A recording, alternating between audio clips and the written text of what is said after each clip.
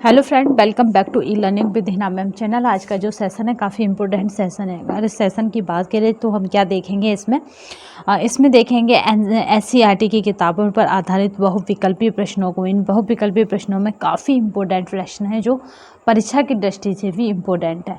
तो चलिए स्टार्ट करते हैं आज का सेशन बिना समय को गवाए, क्योंकि हर एक मिनट कीमती होता है जब हम क्या होते हैं, तैयारी या फिर रणभूमि के क्षेत्र में होते हैं।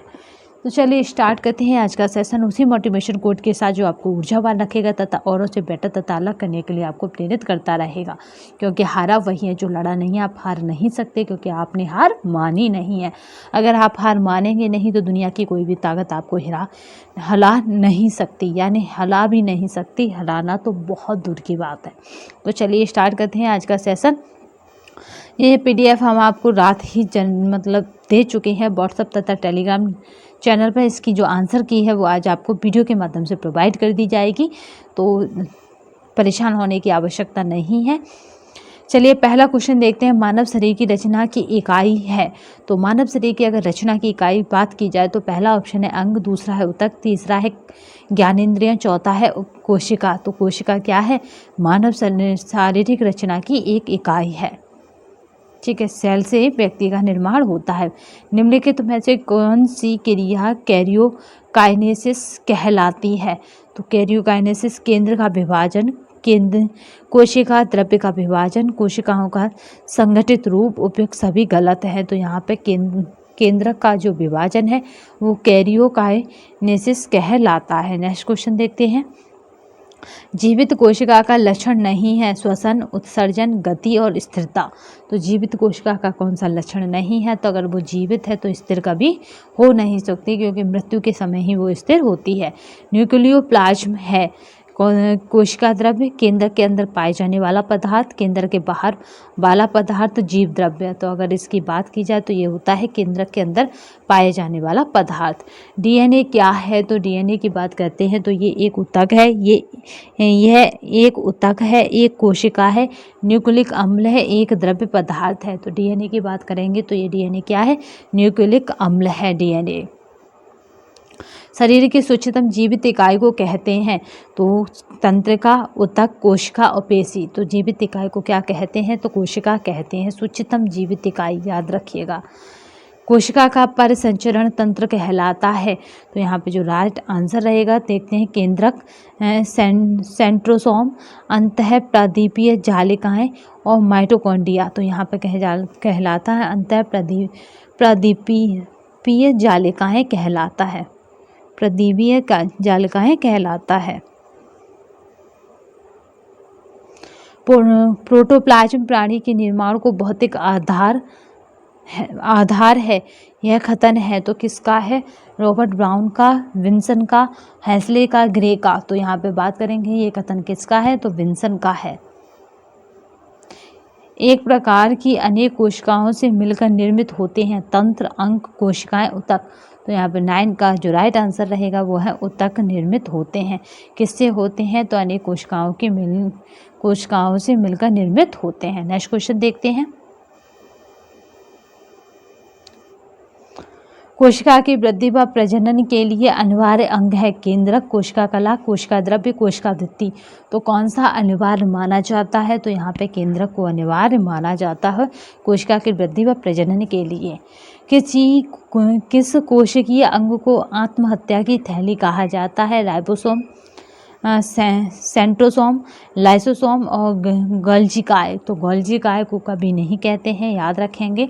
तो यहाँ पे जो हो जाएगा उसका राइम होगा लाइसोसोम। ठीक है, सा से क्या होता है? सुसाइड करना, आत्महत्या की थैली। तो यहाँ पे सा डबल सा है तो याद रखेंगे लाइसोसोम। सभी जीव, प्राणियों तथा वनस्पतियों के सभी मूल गुण इसमें पाए जाते हैं। जीव द्रव्य में, कोशिका द्रव्य में, केंद्रक द्रव्य में, इनमें से कोई नहीं। तो यहाँ पे जो राइट आंसर रहेगा वो जीव द्रव्य में पाए जाते हैं। विज्ञान की शाखा साइटोलॉजी में अध्ययन किया जाता है कोशिकाओं का, ऊतकों का, रुधिर वाहिकाओं का, तंत्रिकाओं का। तो साइकोलॉजी में अध्ययन किया जाता है तो कोशिकाओं का अध्ययन किया जाता है। कोशिका के जीवन काल में वह मूल आधार कौन सा है जिसके ना रहने पर कोशिका मृत मानी जाती है? जीवद्रव्य, केंद्रक, माइटोकॉन्ड्रिया, सेंट्रोसोम। तो यहाँ पे जो राइट आंसर रहेगा वो हमारा रहेगा केंद्रक। इसके ना रहने पर कोशिकाएं क्या मृत मानी जाती हैं। कोशिका की खोज की थी रॉबर्ट ब्राउन ने, रॉबर्ट हुक ने, विल्सन ने और हाइमन ने। तो यहाँ पर क्या राइट आंसर रहेगा कि कोशिका की खोज किसने की थी? तो याद रखिएगा कोशिका की खोज रॉबर्ट हुक ने की थी। हुक ने क्या खोजा? कोशिका को खोजा। कोशिका में कौन सा अंग जल संतुलन का कार्य करता है? वसा बिंदु, सेंट्रोसोम, रितिकाएं, लाइसोसोम। तो यहाँ पे कौन सा राइट आंसर रहेगा? तो ये रितिकाएं क्या करती हैं? जल संतुलन का कार्य करती हैं। यहाँ पे जो राइट आंसर रहेगा क्या रहेगा? रितिकाएं। 16 का सी। नेक्स्ट क्वेश्चन देखते हैं जो काफ़ी इम्पोर्टेंट क्वेश्चन है। कोशिका का ऊर्जा ग्रह कहलाने वाला अंग है माइटोकॉन्ड्रिया, राइबोसोम, सेंट्रोसोम, लाइसोसोम। तो कोशिका का ऊर्जा ग्रह किसको कहा जाता है? तो माइटोकॉन्ड्रिया को कोशिका का ऊर्जा ग्रह कहा जाता है, पावर ऑफ हाउस कहा जाता है। तंतु कोशिका वनस्पति कोशिका से निम्नलिखित की उपस्थिति के कारण भिन्न है। तो यानी तंतु कोशिका और वनस्पति कोशिका में क्या चीज़ है जिसके कारण वे एक दूसरे से भिन्न है? तो यहाँ पर क्या? तो इसमें से कोई भी ऑप्शन, यानी पहला कह रहा है लवक की उपस्थिति, रितिकाओं का होना, ABC दोनों उपयुक्त में से कोई नहीं। तो यहाँ पे एक भी कारण ऐसा नहीं बनता जो इन दोनों को अलग सही से दर्शाता हो। उपयुक्त सभी कथन गलत हैं। गुणसूत्र की खोज करने वाले वैज्ञानिक हैं क्वारेंस, मैकलॉन्ग, फ्रैंकलिन और एंटिनोरी और विलियम वाटसन। तो यहाँ पे जो राइट आंसर रहेगा क्वारेंस, मैकलॉन्ग हैं। मनुष्य के शरीर में कोशिकाओं की संख्या होती है तो कितनी होती है? तो यहाँ पर राइट आंसर है 10,000, 10,000 अरब, 20,000 अरब, 15,000 अरब, 9,000 अरब। तो यहाँ होती है 10,000 अरब।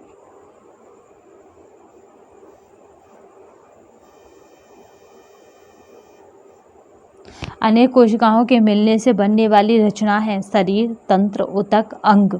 तो कौन सी रचना है जो अनेक कोशिकाओं के मिलने से बनती है? तो याद रखेंगे टिश्यूज, यानी इस ऊतक क्या है? अनेक कोशिकाओं से मिलकर बनने वाली संरचना है।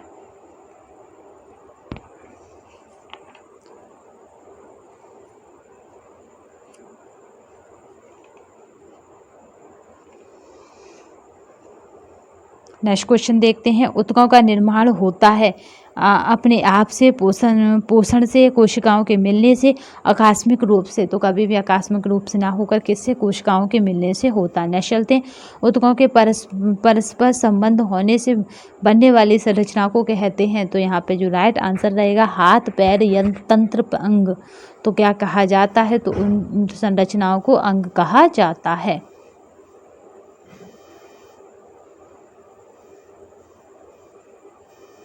नेक्स्ट क्वेश्चन देखते हैं। ये PDF आपको टेलीग्राम तथा व्हाट्सएप दोनों जगहों पर मिल जाएगी।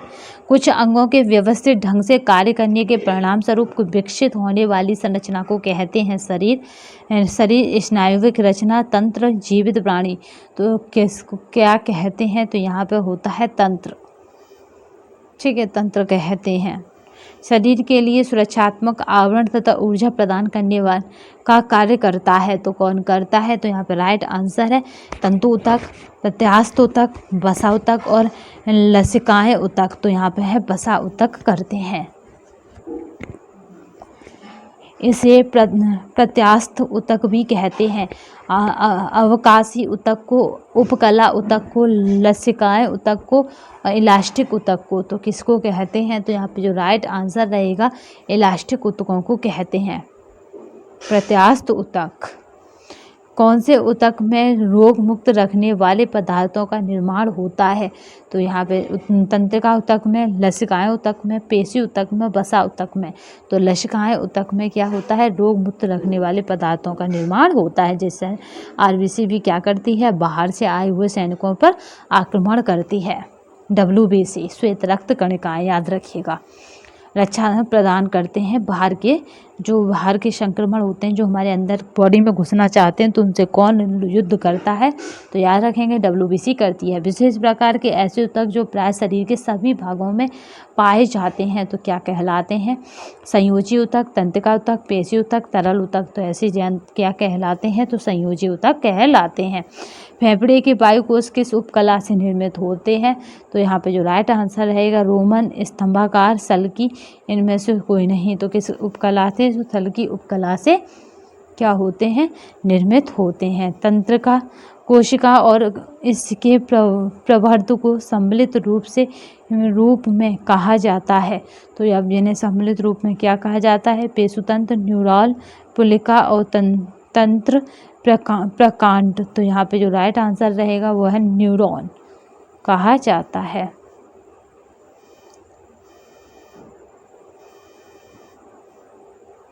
एक ऊतक को दूसरे ऊतक से जोड़ने का कार्य करते हैं तो कौन करते हैं?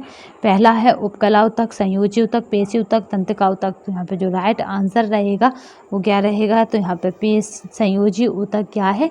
कार्य करते हैं एक ऊतक को दूसरे ऊतक से जोड़ने का, संयोग से यानी संयोग से जुड़ना।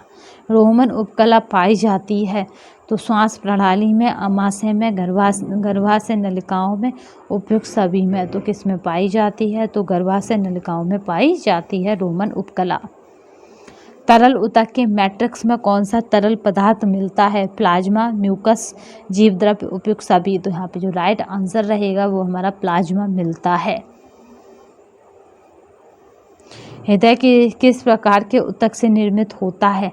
पेशी ऊतक, संयोजी ऊतक, तंत्रिका ऊतक, तरल ऊतक। तो हृदय की बात की जाए तो ये कैसे पेशी ऊतकों से निर्मित होता है? पेशियों को संकुचन के लिए ऊर्जा प्राप्त होती है? माइटोकॉन्ड्रिया से, ATP पदार्थ से, रुधिर से, ऑक्सीजन से। तो कैसे प्राप्त होती है? तो ATP पदार्थ से प्राप्त होती है। नेक्स्ट क्वेश्चन देखते हैं। रुधिर में पाए जाने वाला पीला एवं पारदर्शी तरल पदार्थ है तो कौन सा रहेगा जो रुधिर में पाया जाता है और जिसे पीला तथा क्या कहते हैं? ठीक है, जिसे पीला एवं पारदर्शी तरल पदार्थ कहते हैं। तो पहला ऑप्शन है प्रोटीन, दूसरा है जीवद्रव्य, तीसरा है प्लाज्मा और चौथा है हीमोग्लोबिन। तो यहाँ पे जो राइट आंसर रहेगा वो रहेगा प्लाज्मा। प्लाज्मा में घुले ठोस पदार्थों में कौन सी प्रोटीन होती है? तो यहाँ पे जो राइट आंसर है ग्लोब्यूलिन। यहाँ पे जो राइट आंसर है वो एल्बुमिन, ग्लोब्यूलिन ऑफ फाइब्रिनोजन होती है या फिर उपयुक्त सभी। तो यहाँ पे जो राइट आंसर रहेगा यहाँ पे वो हमारा उपयुक्त सभी होती है। फाइब्रोजन भी होती है, एल्बुमिन होती है, ग्लोब्यूलिन होती है। रुधिर में पाए जाने वाला पदार्थ है श्वेत व लाल रुधिर कणिकाएं, रुधिर पट्टियाँ, प्लाज्मा, उपयुक्त सभी। तो रुधिर में क्या पाया जाता है? तो रुधिर में ये सभी पाया जाता है। तो राइट आंसर रहेगा उपयुक्त सभी। लाल रुधिर कणिकाओं की औसत आयु होती है लगभग, यानी कितने टाइम तक रहती हैं जिंदा? 100 दिन, 120 दिन, 110 दिन और 125 दिन। तो यहाँ पे जो राइट आंसर रहेगा वो क्या रहेगा? तो 120 दिन होता है।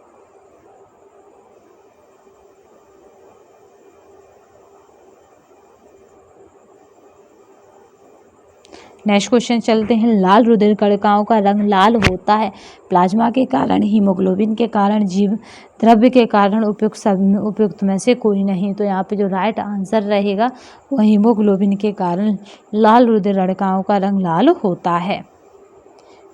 श्वेत रुधिर कणिकाओं का आकार होता है चपटा, गोल, बेलनाकार, अनियमित आकृति। तो श्वेत रुधिर कणिकाओं की बात की जाए तो इसका कैसा आकार होता है? तो अनियमित आकृति होती है।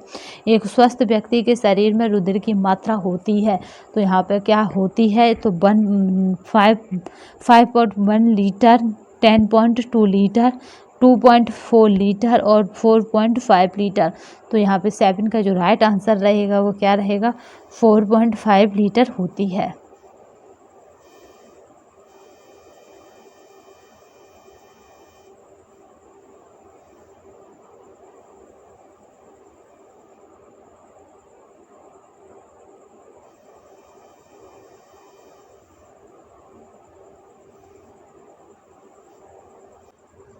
नेक्स्ट क्वेश्चन देखते हैं, रुधिर के कितने प्रतिशत भाग में प्लाज्मा होती है?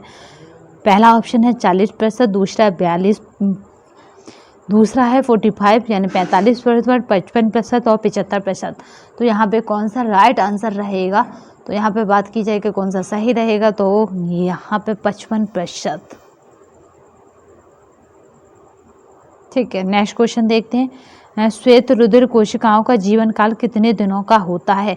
अभी हमने लाल रुधिर कोशिकाओं की मतलब लाल रुधिर कोशिकाओं की बात का जीवन काल देखा था। आप देख रहे हैं श्वेत रुधिर कोशिकाओं का जीवन काल। तो अगर जीवन काल की बात की जाए तो ऑप्शन है 110 से 120 दिन, 75 से 80 दिन और 15 से 20 दिन और 2 से 5 दिन। तो कितना होता है जीवन काल? तो यहाँ पे होता है 2 से 5 दिन। कौन सी कोशिकाओं में हीमोग्लोबिन नहीं मिलता है? तो यहाँ पे राइट आंसर जो रहेगा बिम्बाणु में, आरबीसी में, डब्ल्यूबीसी में, प्लाज्मा में। तो नहीं मिलता है, तो डब्ल्यूबीसी में नहीं मिलता है।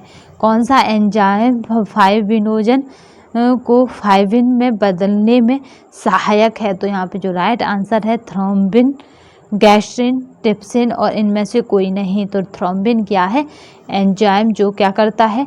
फाइब्रिनोजन को फाइब्रिन में बदलने में सहायक होता है। रुधिर में प्लेटलेट्स की संख्या होती हैं 1 लाख प्रति घन मिमी, 2 लाख प्रति घन मिमी, 3 लाख प्रति घन मिमी और 4 लाख प्रति घन मिमी। तो यहाँ पे जो राइट आंसर रहेगा वह 3 लाख प्रति घन मिमी। लसिका है एक ऐसा द्रव्य जिनमें आरबीसी नहीं पाई जाती लेकिन श्वेत कणिकाएं पाई जाती हैं। प्लाज्मा का वह भाग जो रुधिर कणिकाओं से छन कर निकलता है। ऐसा द्रव्य जिसमें प्रोटीन की मात्रा कम पाई जाती है। उपयुक्त सभी। तो यहाँ पे जो राइट आंसर रहेगा वो रहेगा उपयुक्त सभी। लसिका का क्या अर्थ है? ऐसा द्रव्य जिनमें आरबीसी नहीं पाई जाती लेकिन श्वेत कणिकाएं पाई जाती हैं। दूसरा कह रहा है प्लाज्मा का वह भाग जो रुधिर कणिकाओं से छन कर निकलता है। सी कह रहा है ऐसा द्रव्य जिसमें प्रोटीन की मात्रा कम पाई जाती है। तो उपयुक्त सभी।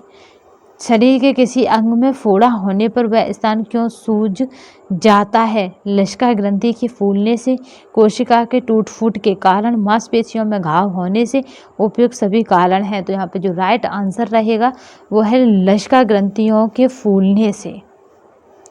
किसके माध्यम से कोशिकाएं रुधिर के संपर्क में आती हैं?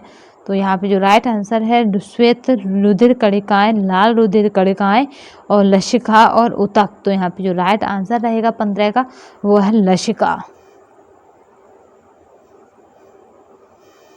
नेक्स्ट क्वेश्चन देखते हैं। ये पीडीएफ आपको टेलीग्राम तथा व्हाट्सएप नंबर दोनों पर मिल जाएगी, तो परेशान होने की आवश्यकता नहीं है। एक ऐसी वाहिकाएं जिनमें प्राय अशुद्ध रुधिर मंद गति से बहता है तथा कपाल पाए जाते हैं कहलाती हैं। तो यहाँ पे पहला ऑप्शन क्या है? केशिकाएं कहलाती हैं। दूसरा ऑप्शन है क्या? शिराएं कहलाती हैं। तीसरा ऑप्शन है कपाट कहलाती हैं और चौथा ऑप्शन है धमनी कहलाती हैं। तो यहाँ पे क्या पूछ रहा है? अशुद्ध रुधिर मंद गति से क्या? तो यहाँ पे शिराओं में कैसा रुधिर होता है? तो अशुद्ध रुधिर होता है। हृदय के कितने भाग होते हैं? तो 2, 1, 2, 3 और 4। तो हृदय की बात की जाए तो हृदय के 4 भाग होते हैं। इस तरह से बटा हुआ होता है, 4 कालिंदों में बटा होता है। हृदय एक पतली झिल्ली की बनी दोहरी थैली में स्थित रहता है जिसे कहते हैं, तो इसको क्या कहते हैं? पेरिकार्डियम, मायोकार्डियम, एंडोकार्डियम और इनमें से कोई नहीं। तो इसको कहते हैं पेरिकार्डियम कहा जाता है। पैर लिया किसने? तो याद रखेंगे किसने पैर लिया? तो हृदय ने। हृदय कोष्ठ भीतर से एक बहुत चिकनी झिल्ली में आवृत रहता है जो कहलाता है एपिथेलियम, एंडोथेलियम, मेसोथेलियम, इनमें से कोई नहीं। तो यहाँ पे जो राइट आंसर रहता है वो है एंडोथेलियम कहलाता है। हृदयावरणी द्रव्य वह द्रव्य है जो हृदय की गति में सहायक होता है, हृदय को धक्कों या बाहरी आघातों से रक्षा करता है, हृदय की दोहरी झिल्ली को सरल तथा गीला रखता है। उपयुक्त सभी। तो यहाँ पे जो राइट आंसर रहेगा वो रहेगा उपयुक्त सभी। शरीर के प्रत्येक भाग में शुद्ध रुधिर पहुंचाती हैं। फुफ्फुस, धमनी, महाधमनी, महाशिरा, इनमें से कोई नहीं। तो यहाँ पे जो राइट आंसर रहेगा वो क्या रहेगा, यहाँ पे महाधमनी पहुंचाती हैं। नेक्स्ट क्वेश्चन देखते हैं, रुधिर वाहिनियों का प्रकार है। तो यहाँ पे शिराएं, कोशिकाएं, धमनियां, ये सभी। तो यहाँ पे क्या है, ये सभी। साइनोएंट्रियल नोट क्या है, इससे हृदय के संकुचन, शिथिलन एवं विमोचन क्रिया नियंत्रण होता है। यह दाएं कालिंद में एक विशिष्ट स्थल केंद्र है।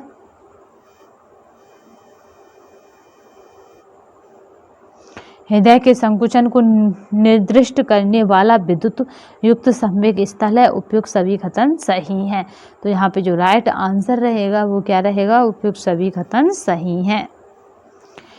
किस वैज्ञानिक ने सर्वप्रथम हृदय तथा उसकी गति के विषय में ज्ञान प्राप्त किया? विलियम, जो राइट आंसर रहेगा वो रहेगा विलियम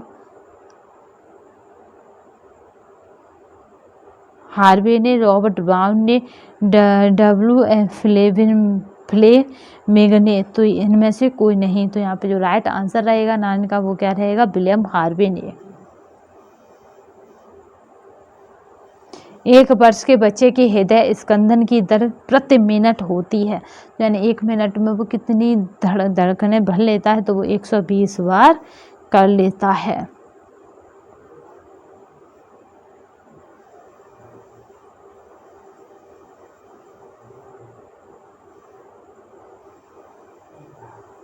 नेक्स्ट चलते हैं, वह रुधिर वाहिनियां जो रुधिर को हृदय से विभिन्न अंगों की ओर शीघ्र झटके से ले जाती हैं कहलाती हैं। तो यहाँ पे जो राइट आंसर रहेगा वो क्या कहलाती हैं, तो वो धमनियां कहलाती हैं।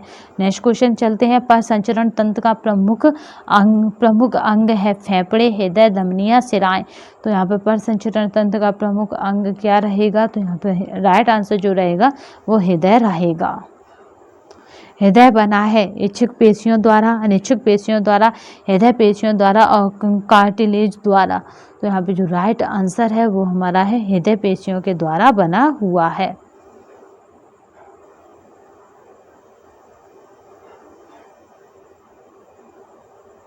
रक्त में पाई जाने वाली शर्करा निम्नलिखित में से कौन सी है? तो यहाँ पे जो राइट आंसर रहेगा, पहला ऑप्शन है ग्लूकोज, दूसरा ऑप्शन क्या है, फ्रक्टोज, मल्टोज और सुक्रोज। तो यहाँ पे जो राइट आंसर रहेगा वो क्या रहेगा, तो फ्रक्टोज है।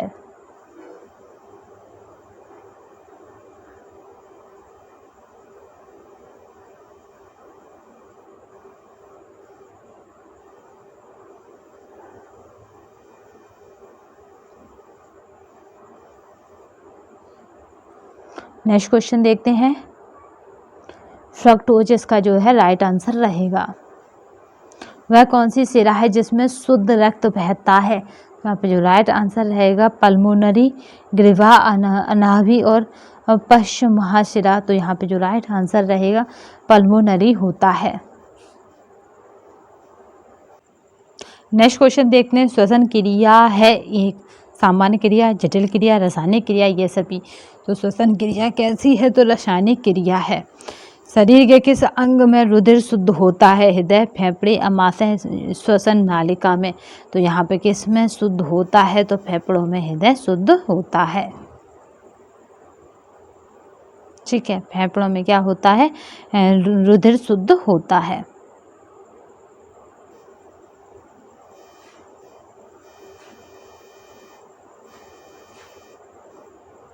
वह श्वसन अंग जो आगे जाकर स्वयं यंत्र तथा ग्रास नली में विभाजित हो जाता है, मुख, कंठ, श्वास नली, नाक। तो यहाँ पे जो राइट आंसर रहेगा वो रहेगा कंठ।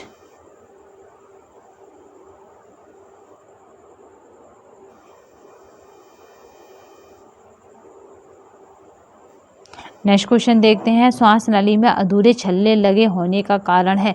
श्वास नली का व्यास कम होने का कारण छल्ले अधूरे लगे होते हैं, जिससे श्वास नली खुली रहे व आसानी से वायु जा सके। तो यहाँ पे छल्लों की बात की जा रही है जो श्वास नली में होते हैं। तो यहाँ पे जो राइट आंसर रहेगा उसमें क्या रहेगा देखते हैं। तो वह हमारा जिसमें श्वास नली खुली रहे व आसानी से वायु आ जा सके।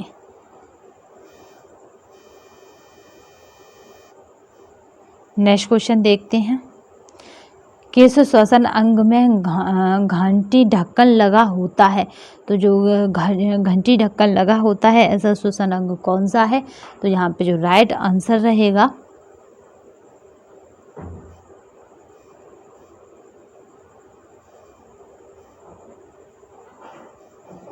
अभी थोड़े से क्वेश्चन इधर रह गए हैं। कहाँ तक हो गया था? अंतःश्वसन यहाँ तक हो गया। सांस लेता है तो कितनी बार सांस लेता है? तो यहाँ पे जो राइट आंसर है वो 14 से 18 बार।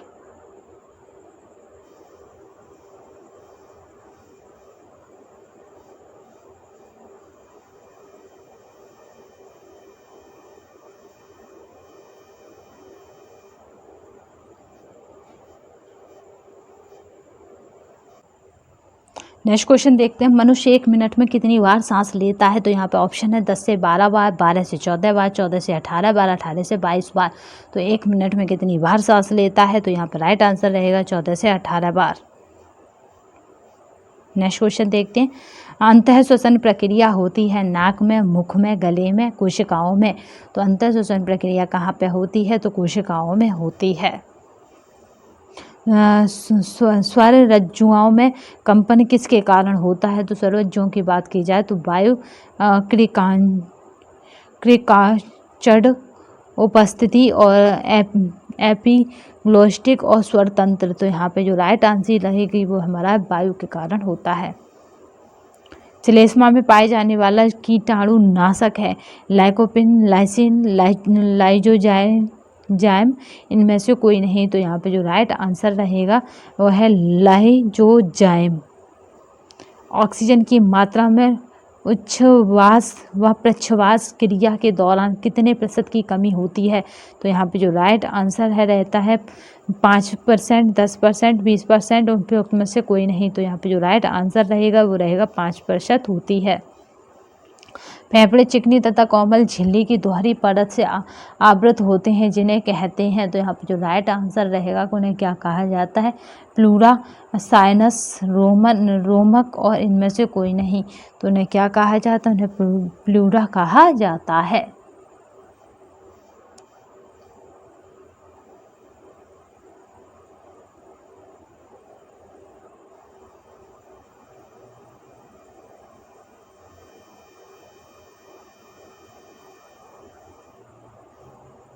चलिए नेक्स्ट क्वेश्चन देखते हैं।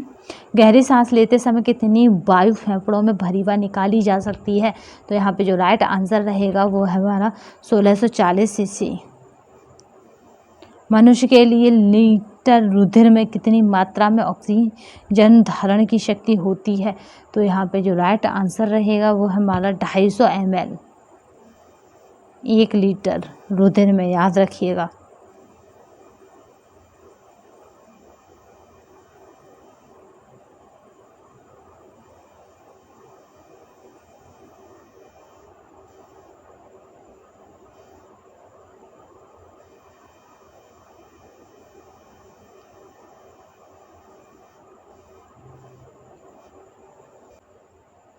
नेक्स्ट क्वेश्चन देखते हैं कि श्वसन अंग में घंटी ढक्कन लगा होता है? तो याद रखेंगे कि कौन सा श्वसन अंग है। तो सांस नली में, स्वर यंत्र में, ग्रसनी में और गले में।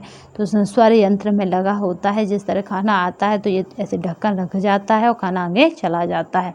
नेक्स्ट चलते हैं। फेफड़ों में गैसीय आदान प्रदान मुख्यतः किस तत्व द्वारा किया जाता है? तो जो राइट आंसर रहेगा वो रहेगा ऑक्सीजन, हीमोग्लोबिन, गहरी सांस और CO2। तो यहाँ पे हीमोग्लोबिन के द्वारा किया जाता है। श्वसन की पूरी क्रिया कितने समय में पूरी होती है? तो यहाँ पे जो राइट आंसर रहेगा वो हमारा 2 सेकंड में, 4 सेकंड में, 1 मिनट में, 2 मिनट में, तो 4 सेकंड में पूरी होती है। फेफड़ों में हृदय से अशुद्ध रुधिर लाती है? तो यहाँ पे जो राइट आंसर रहेगा कि कौन लाती है? तो वह महाधमनी, फिपुंस धमनी, कोशिकाएं और शिराएं। तो यहाँ पे फिपुंस धमनियाँ लाती हैं। एनाक्सिया क्या है? तो वायु में ऑक्सीजन की मात्रा बहुत कम हो जाना है, वायु में O2 की मात्रा बढ़ जाना है, वायु में CO2 की मात्रा कम हो जाना है, वायु में N2 की मात्रा बढ़ जाना है। तो क्या है अनाक्सिया? तो यहाँ पे राइट आंसर जो रहेगा वो क्या है? वायु में ऑक्सीजन की मात्रा कम हो जाना। कृत्रिम श्वसन की क्रिया निम्न दशाओं में होती है: फांसी लगने से, विषैली गैसों के सूंघने से, जल में डूबने से, उपयुक्त में से कोई नहीं। तो यहाँ पे जो राइट आंसर रहेगा वो क्या है?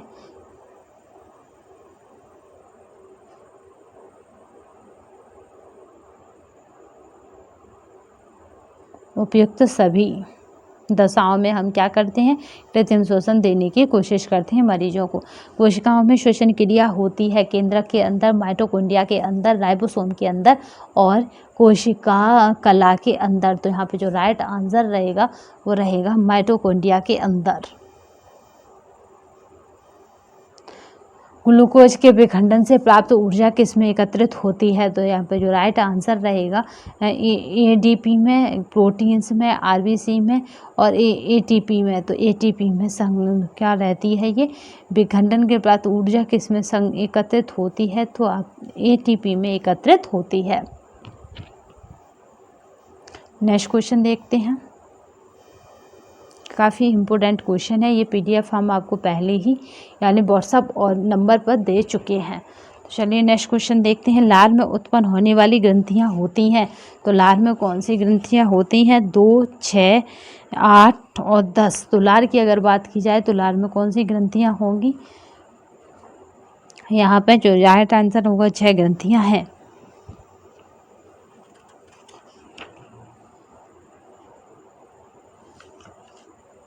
नेक्स्ट क्वेश्चन को देखते हैं। काफ़ी इंपोर्टेंट श्रृंखला है ये।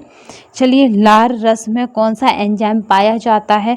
Ptyalin, rennin, starch, lipase. तो टाइलिन जो एंजाइम है वो लार रस में पाया जाता है। अस्थायी दांतों की संख्या होती है 10, 20, 30, 35। तो यहाँ पे 20 होती है अस्थायी दांतों की संख्या। स्थायी दांतों की संख्या 32 होती है। मुख में किस पोषक तत्व का पाचन आरंभ हो जाता है? कार्बोहाइड्रेट का, वसा का, प्रोटीन का, इनमें सभी का। तो मुख में ही जिसका पाचन आरंभ हो जाता है। तो यहाँ पे राइट आंसर जो रहेगा कार्बोहाइड्रेट का। मुख्य लार ग्रंथि है तो जठर ग्रंथि, अग्नाशय ग्रंथि, पैरोडिट ग्रंथि और ये सभी। तो यहाँ पे जो राइट आंसर रहेगा वो रहेगा ये सभी।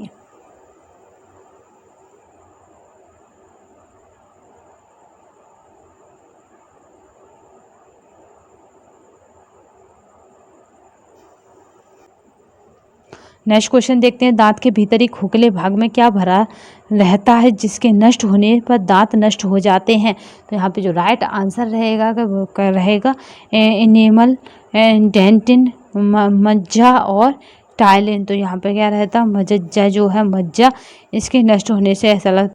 टॉन्सिल ग्रंथि स्थित होती है गले में, गल तुंडिका स्तंभ के मध्य गहरे फोल्ड में, मुख के अंदर खटोर तालू के पास। उपयुक्त में से कोई नहीं। तो अगर टॉन्सिल उसकी बात की जाए, टॉन्सिल ग्रंथि की, तो ये कहाँ पे स्थित होती है? तो यहाँ पे राइट आंसर जो रहेगा वो है गल तुंडिका स्तंभ के मध्य गहरे फोल्ड में स्थित होती है। लाइपेज एंजाइम क्रिया करता है तो ये कहाँ पे क्रिया करता है? प्रोटीन पर, वसा पर, स्टार्च पर, ग्लूकोज पर क्रिया करता है। तो ये वसा पर क्रिया करता है। कायम के अवशोषण की मुख्य क्रिया होती है। तो यहाँ पे जो राइट आंसर है वह है छोटी आंत्रों में होती है। जठर रस किस पौष्टिक तत्व की पाचन क्रिया में सहायता पहुंचाता है? तो यहाँ पे जो राइट आंसर है प्रोटीन में, स्टार्च में, वसा में, खनिज लवण में। तो यहाँ पे राइट आंसर जो है प्रोटीन में सहायता पहुंचाता है। पित्तरस होता है तो यहाँ पे जो राइट आंसर है अम्लीय, क्षारीय, विषैला। उपयुक्त में से कोई नहीं। तो पित्तरस हमेशा क्षारीय होता है।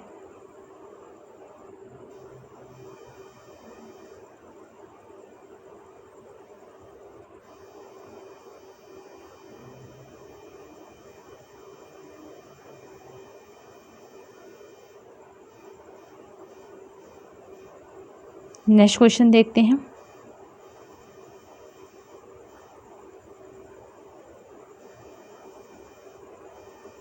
लाइपेज एंजाइम क्रिया करता है प्रोटीन पर, वसा पर, स्टार्च पर, ग्लूकोज पर। तो यहाँ पे जो राइट आंसर रहेगा कि किस पर? तो ये वसा पर क्रिया करता है।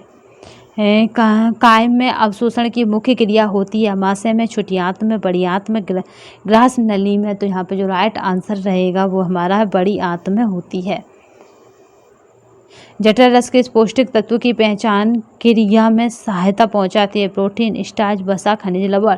तो यहाँ पे जो राइट आंसर रहेगा, प्रोटीन की विशेषता क्या करती है, प्रोटीन की क्या करती है, सहायता पहुंचाती है। पित्तरस होता है तो पित्तरस कैसा होता है, अम्लीय, क्षारीय, विषैला, उपयुक्त में से कोई नहीं। तो पित्तरस हमेशा हमेशा क्षारीय होता है।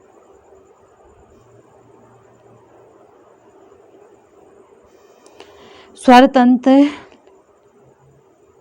स्थित होता है तो मुख गुहा में, नासाग्रसनी में, ग्रसनी निम्नतम भाग में, उपयुक्त में से कोई नहीं। तो यहाँ पे जो राइट आंसर रहता है वो क्या रहता है, ग्रसनी के निम्नतम भाग में। अमाशय में दूध निम्नलिखित के प्रभाव से फट जाता है। तो यहाँ पे जो राइट आंसर है, कैप्सिन, रेनिन, नमक के अम्ल और लाइपेज। तो रेनिन के प्रभाव से फट जाता है। ग्लूकोज की वसा में परिवर्तन होने की प्रक्रिया है। तो यहाँ पे जो राइट आंसर है, ग्लाइकोजेनेसिस, ग्लाइपोजेनेसिस और ग्लूकोनियोजेनेसिस और इनमें से कोई नहीं। तो यहाँ पे जो राइट आंसर रहेगा वो है लाइपोजेनेसिस।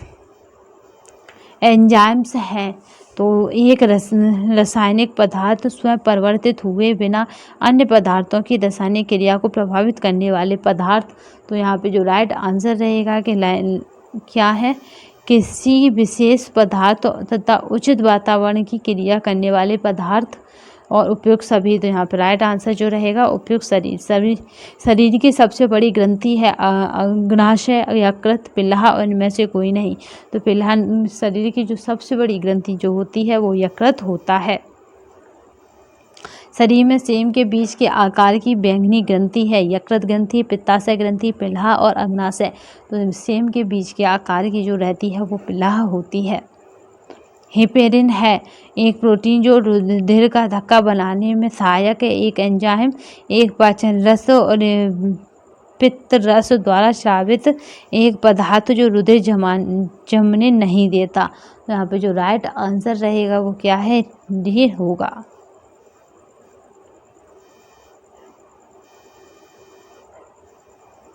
अमाशय के दाईं ओर निचले द्वार को कहते हैं। तो यहाँ पे जो राइट आंसर है वो पाइलोरिक द्वार कहा जाता है। पाचन तंत्र का मुख्य अंग नहीं है अमाशय, अग्नाशय, उत्सर्जी अंग, मुख। तो यहाँ पे जो मुख्य अंग नहीं है तो उत्सर्जी अंग पाचन तंत्र में नहीं है। शरीर का कौन सा अंग फाइब्रिनोजन नामक प्रोटीन निर्माण करता है, आंत, पित्ताशय, अग्नाशय और यकृत। यहाँ पे राइट आंसर रहेगा 25 का। तो यहाँ पे वो हो जाएगा डी, यकृत। नेक्स्ट क्वेश्चन देखते हैं। उत्सर्जन तंत्र का मुख्य कार्य पूछा जा रहा है, याद रखिएगा मुख्य पूछा जा रहा है इसलिए यहाँ उपयुक्त सभी नहीं होगा। अब पहला है अपशिष्ट व हानिकारक पदार्थों का निष्कासन, दूसरा है शरीर के भारों को नियंत्रित करना, तीसरा है शरीर को सुंदर बनाना, उपयुक्त सभी। तो यहाँ पे जो राइट आंसर है, जहाँ से शरीर से मतलब उत्सर्जन तंत्र का मुख्य कार्य होता है तो वो मुख्य कार्य एक ही होता है, अपशिष्ट व हानिकारक पदार्थों को निष्कासन करना, यही उत्सर्जन का मुख्य कार्य होता है। नेक्स्ट क्वेश्चन देखते हैं। जो अंग अपशिष्ट पदार्थों को शरीर से बाहर निकालने में सहयोग करते हैं वे कहलाते हैं। तो वे पाचन अंग, परिसंचरण अंग, श्वसन अंग और उत्सर्जी अंग। तो वे उत्सर्जी अंग कहलाते हैं, जो क्या करते हैं, व्यर्थ के जो पदार्थ होते हैं उन्हें निकालने में मदद करते हैं। मनुष्य का उत्सर्जी अंग है वृक्क तथा त्वचा, बड़ी आंत, फेफड़े और ये सभी। तो मनुष्य का जो यहाँ पे जो राइट आंसर रहेगा वो हमारा है ये सभी।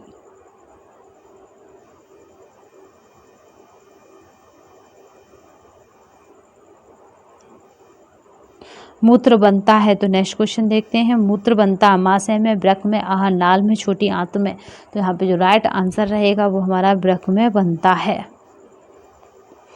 मूत्र एक पीले रंग का तरल पदार्थ है जिसमें होता है यूरिया या यूरिक एसिड। रुधिर और ए बी दोनों उपयुक्त में से कोई नहीं।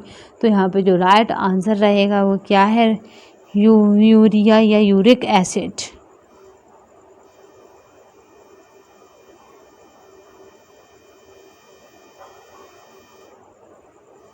ठीक है, नेक्स्ट चलते हैं। 5 का जो राइट आंसर था वो था यूरिया या यूरिक एसिड। नेक्स्ट चलते हैं। प्रत्येक वृक्क का अंदर का धसा भाग कॉन्वेके कहलाता है। मूत्राशय, मूत्रमार्ग, हाइलम और कोशिका गुच्छ। तो यहाँ पे जो राइट आंसर रहेगा वो क्या है, कोशिका गुच्छ कहलाता है। प्रत्येक वृक्क में नेफ्रॉन होते हैं, लगभग कितने होते हैं, तो ये 1 करोड़ होते हैं। वृक्क को सुचारू रूप से चलाने हेतु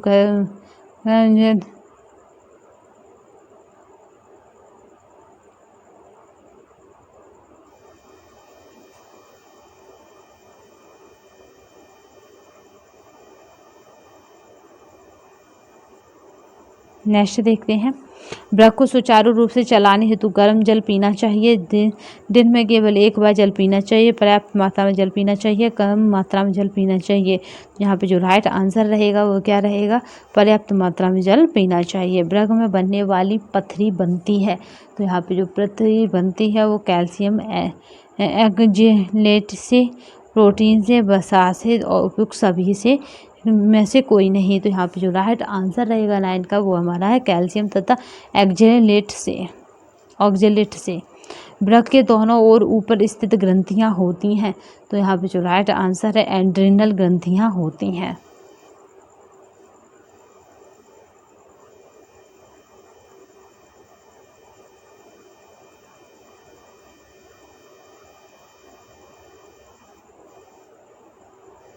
शरीर की उपापचयी क्रिया के द्वारा बनने वाला अवशिष्ट पदार्थ है। तो यहाँ पे कौन सा अवशिष्ट है, यूरिया, यूरिक अम्ल, CO2, ये सभी क्या है, अवशिष्ट पदार्थों की गिनती में आते हैं।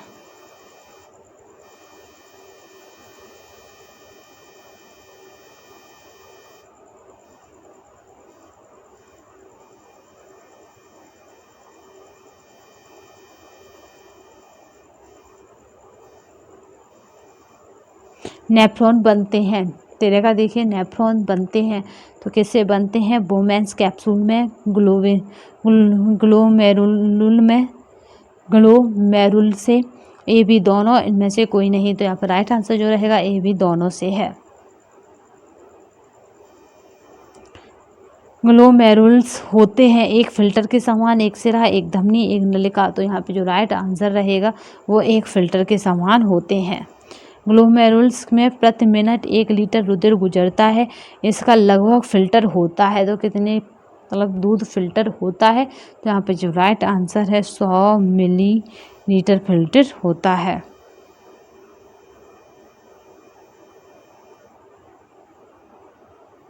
एक वयस्क व्यक्ति के वृक्क का भार होता है लगभग, तो कितना भार होता है, तो यहाँ पे है ऑप्शन है 300 ग्राम, 400 ग्राम, 240 ग्राम। तो ये है 140 ग्राम।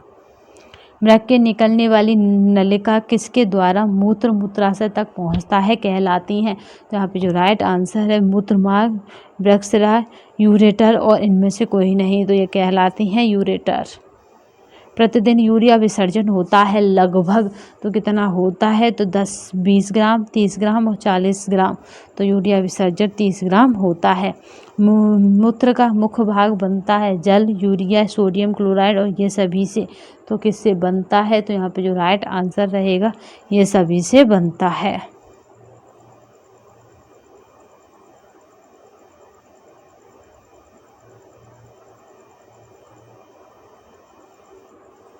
मूत्र का मुख्य भाग बनता है जल से, यूरिया से, सोडियम क्लोराइड से, इन सभी से। तो यहाँ पे जो राइट आंसर रहेगा किससे है, तो ये सभी से बनता है।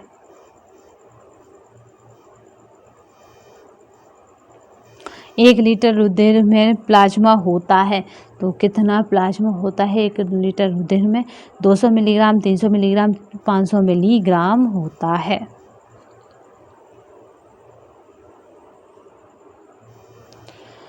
अमेनिया यूरिया में परिवर्तित हो जाती है, यकृत में, वृक्क में, आंत में, फेफड़ों में।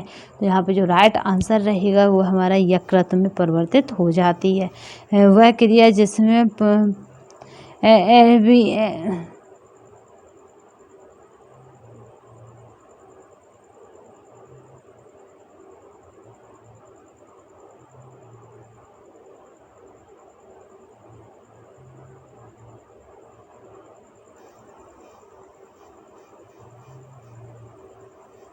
नेक्स्ट क्वेश्चन देखते हैं, 1 लीटर रुधिर में प्लाज्मा होता है।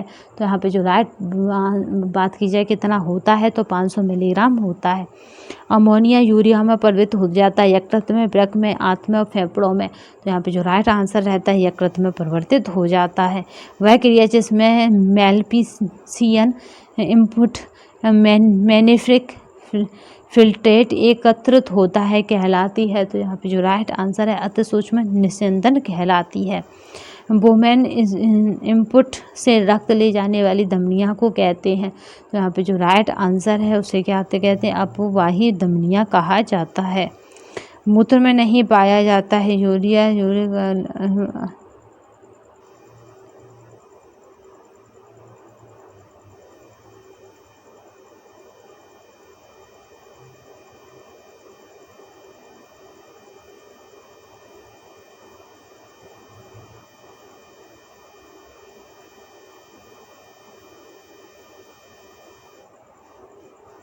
चलिए नेक्स्ट क्वेश्चन देखते हैं। यहाँ तक हाँ वह क्रिया जिसमें अमोनिया यूरिया में परिवर्तित हो जाती है, यकृत में, वृक्क में, आंत में, फेफड़ों में। तो यहाँ पे जो राइट आंसर रहेगा यकृत में। वह क्रिया जिसमें मेलपीसियन इनपुट मैनिफिक फिल्ट्रेट एकत्रित होता है कहलाती है। तो यहाँ पे जो राइट आंसर है क्या कहलाती है, अति सूक्ष्म निस्यंदन कहलाती है। बोमेन इनपुट से रक्त ले जाने वाली धमनियों को कहते हैं। तो यहाँ पे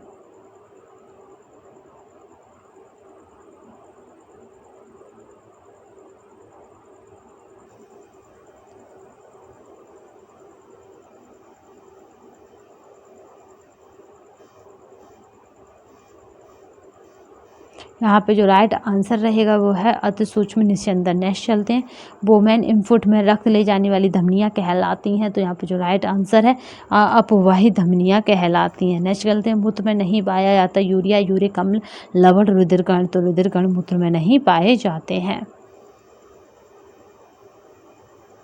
उत्सर्जन तंत्र द्वारा कार्य करना बंद कर देने का क्या होगा, तो कार्य करना बंद कर देने पर क्या होगा। तो यहाँ पे जो राइट आंसर बनेगा वो क्या है, शरीर अत्यधिक मोटा हो जाएगा, व्यक्ति अधिक शक्तिशाली हो जाएगा, व्यक्ति का जीवन खतरे में हो जाएगा। उपयुक्त सभी, तो यहाँ पर व्यक्ति का जीवन खतरे में हो जाएगा। आई होप आज हमने NCERT की बुकों से रिलेटेड बहुविकल्पी क्वेश्चन गए हैं।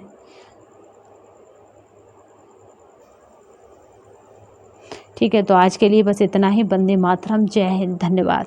ये PDF आपको हमारे टेलीग्राम तथा व्हाट्सअप नंबर पर प्रोवाइड कर दी गई है। तो परेशान होने की आवश्यकता नहीं है, क्योंकि हारा वही है जो लड़ा नहीं। आप हार नहीं सकते, क्योंकि आपने हार मानी नहीं। इस बार TGT आपका लास्ट अटैम्प्ट होगा। इस तरह से तैयारी कीजिएगा, इसके बाद आपको TGT नहीं देना पड़ेगा। तो अब तक के लिए बस धन्यवाद। जय हिंद, वंदे मातरम।